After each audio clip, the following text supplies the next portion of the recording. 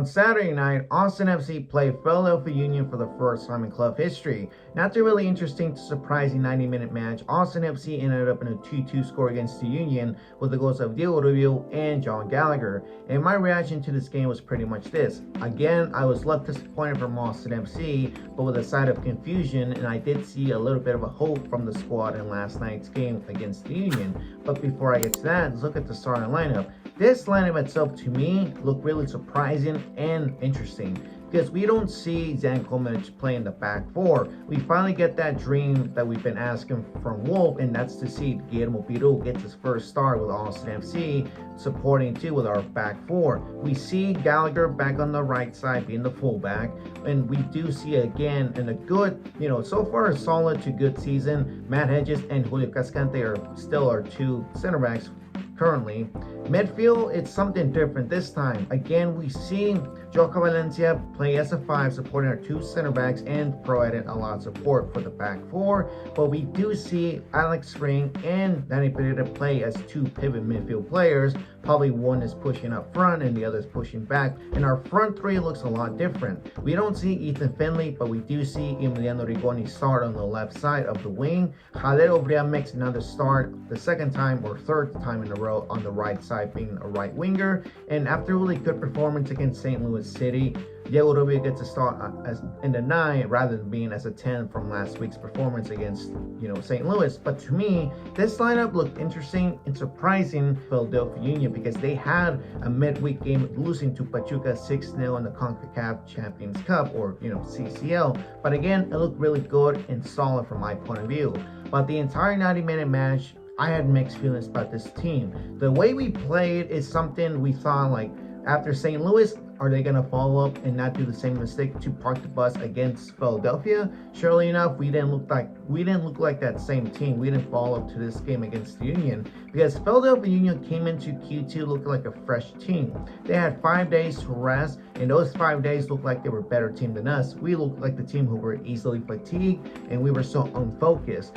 Philadelphia Union in this game in the first half, what they were so good of, that's something we weren't good. The Union had ideas of how, intensity, speediness, and as always, high pressing. The player from our squad who had a hard time to focus was Guillermo Piru. You could say Piru did look rough, but he did not impress me at all. It may be his first game, I'll give him that, but in those moments where Piru was pressured, it's just like he just lost focus and will lose the ball easily. And the thing too about Philadelphia Union, if they see a spot exposed on the wings, they'll just go for it, and that, high speed and intensity, they will take advantage to it and almost score a goal against us. The thing too is that the goal that led to the PK, it was out. I don't know whether it was outside or inside the box, but Alex Green should learn better not to use his arm. I know probably it was accidental and not on purpose or intentional, but it's just like, to me, people were saying it's outside the box, but it's too hard to tell because from replays, Alex Green was on the edge of that box, but it was given a PK. Philadelphia Union gas tank scores it, converts it, and boom, Austin FC is losing 1-0. This is the thing too that we see. The defense looked kind of iffy from my point of view at Q2. I was in the sports section, so I saw from my point of view our defense like up close. The only player that did impress me the most, that did have a good job, did a good moment in our defense, was Matt Hedges. Matt Hedges stayed in the back the entire time, supporting Piru, like trying to help him out in case something bad happened, because Julio Cascante was mostly push up front to support our midfield, or sometimes he didn't do it, but go up to help our offense. So I would say in this match, Matt Hedges played better than Julio Cascante, despite the two of them have been having a great time in the 2024 season. But for Philadelphia Union, their players, like I said, they look fresher than us. The only player that was the heart and soul of the Union, the DOOP, was El Brujo Martinez. Every time Austin FC was trying to push up front, or trying to, or Philly wasn't trying to make a mistake, El Brujo Martinez would be right there at the right time for him, to get the ball and just kick it out, or just run up with someone supporting him, like on his side.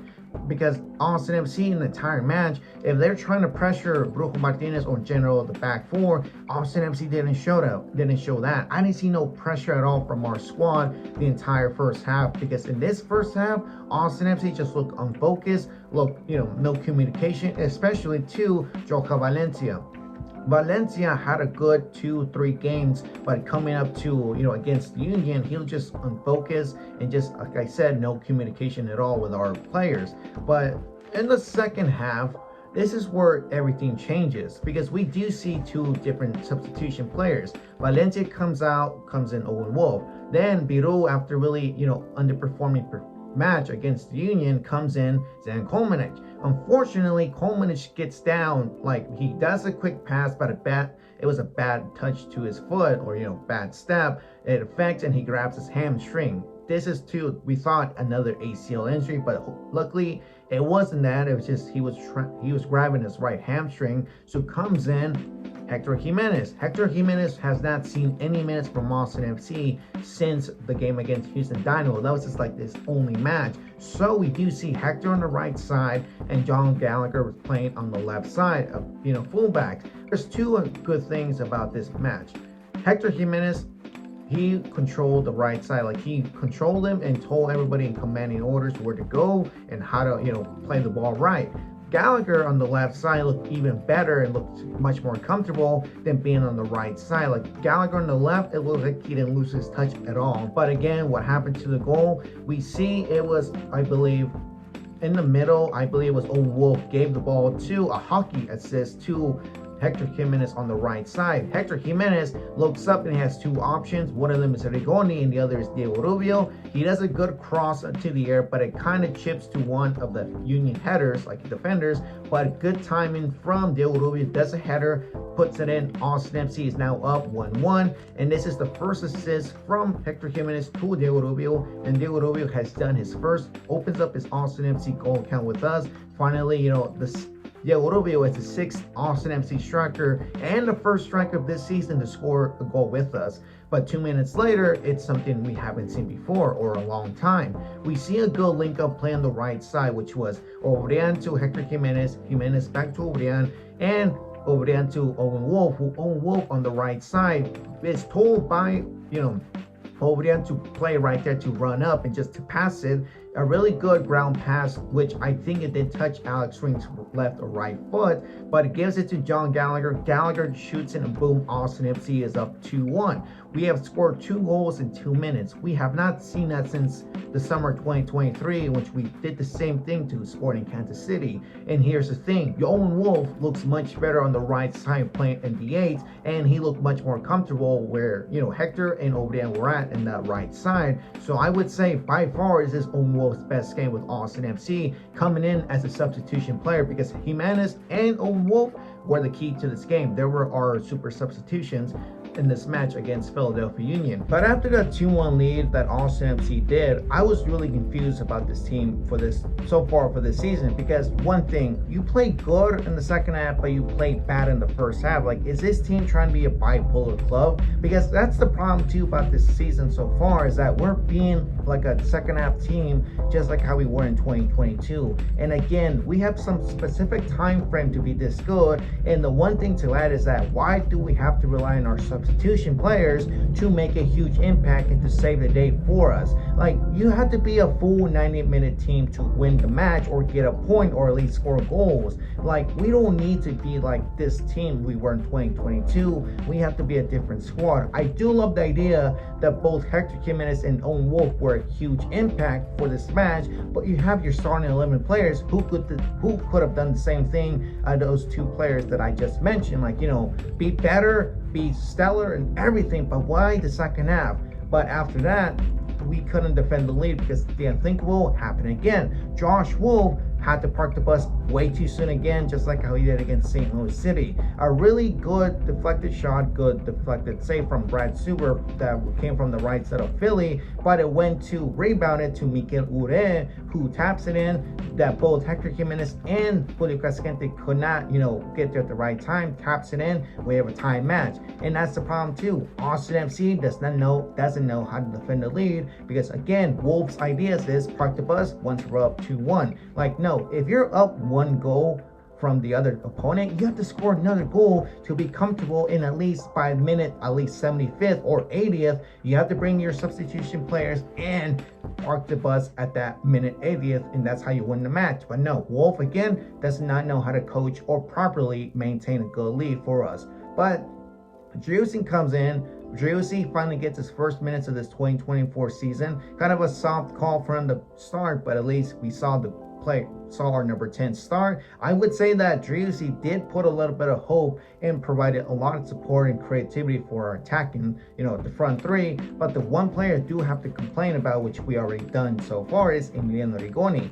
The one thing I do want to say, I want to make this short, just like his time with Austin FC, is that he had a really ish performance against the Union, because his run up led to good spots, led to dangerous positions against the Union. But the problem about him is like he doesn't produce in the final third. Like, he knows what to do, but it's just like what's his result, like what's gonna happen. But another player too was Alex Ring. Alex Ring in this match, again, another not a good performance from him so far.